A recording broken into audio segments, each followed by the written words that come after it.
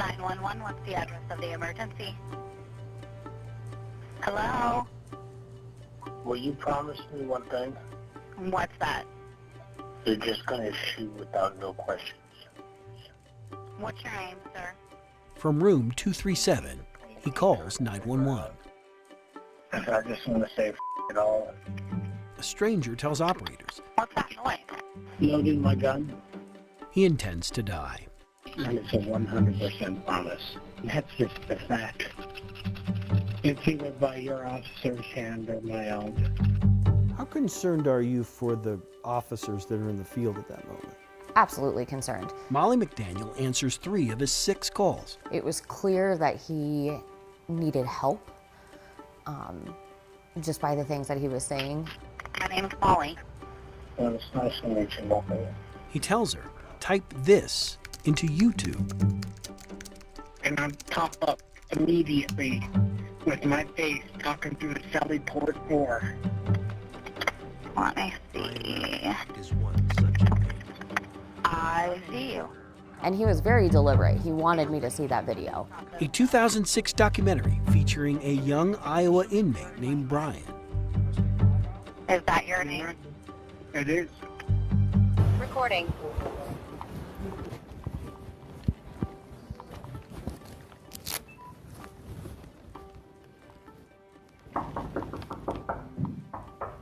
It's why Louisville officers know his name. Hey Brian, how's it going? When they finally find him. You gonna smoke a cigarette outside? You have any weapons in your hand?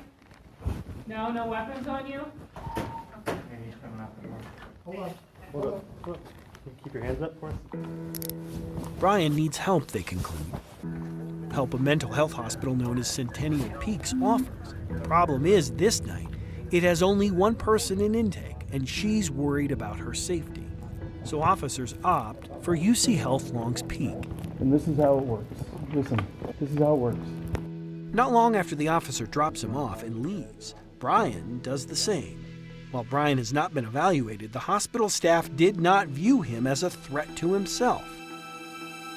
To accept this call, press 5 now. By phone, Brian offers more detail. I told the security guard, I'm like, hey man, nobody's talking to me, so I'm just gonna leave. He's like, I'll walk you off the property. Just blew my mind. Molly McDaniel learns of the release the next day. It bothered me, and it really bothered me because he seemed like he really needed help. Like, he obviously needed help. He needed somebody. Well, if I'm not under arrest, then what is all this then, huh? 2 days later, Brian comes to the Louisville Police Headquarters. You're just gonna keep these on for the next day and not loosen them. Huh? This time, officers try another hospital at Vista Adventist. Right here. And this time, Why don't you have a seat real quick for me, all right? they wait with him. Until you talk to somebody, that's how it works. What, spend hours all night next day? Waiting for somebody? Like I was trying to do at the other hospital? Inside the room, we know hospital staff completes a court-ordered mental health evaluation. We also know when it's done, this hospital also lets him go.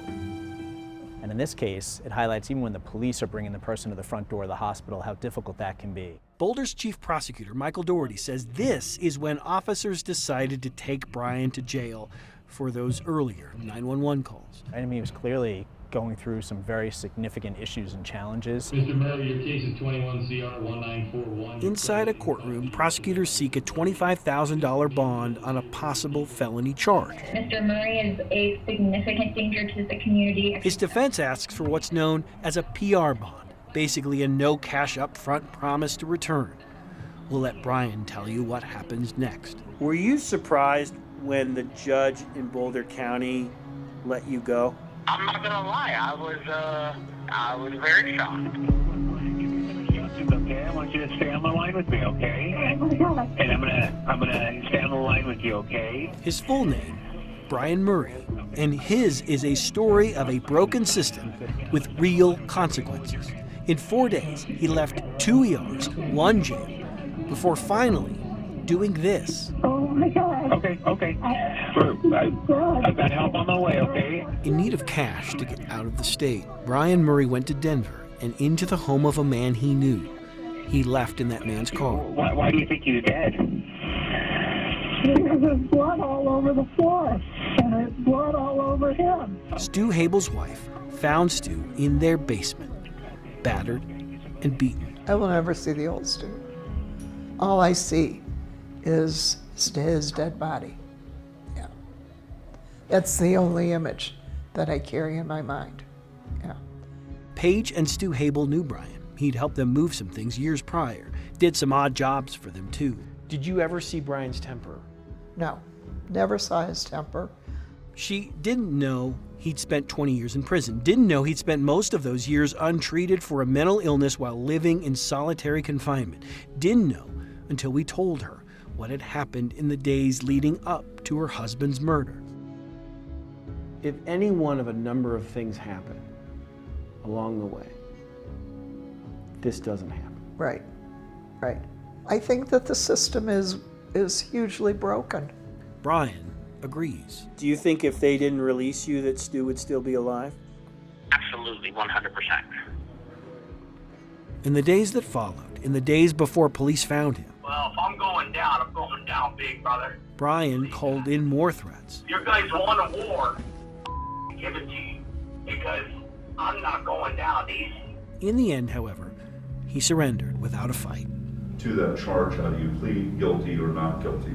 Guilty. He'll likely die in prison for killing Stu Hoebel. 60 years for him at the age of 41 is a life sentence. But he did tell me this from his prison cell. When I was at the hotel in Louisville, my brain was starting to get screwed up. Like, I know because I did 19 years in prison, and I spent all those years in solitary, and I know what's up bad's coming. Brian Murray asked to be put in jail. Brian Murray asked to be hospitalized. Paige Hoebel lost more than a husband last year. I lost not only my partner, my sense of stability, my security, my safety, my home, and an innocent sense of trust. Daily, I see my views of the world I lived in changing dramatically. The system has let me down. Let down by a system that let go of a man. They had him in their custody and they let him go. Chris Vanderveen, 9 News.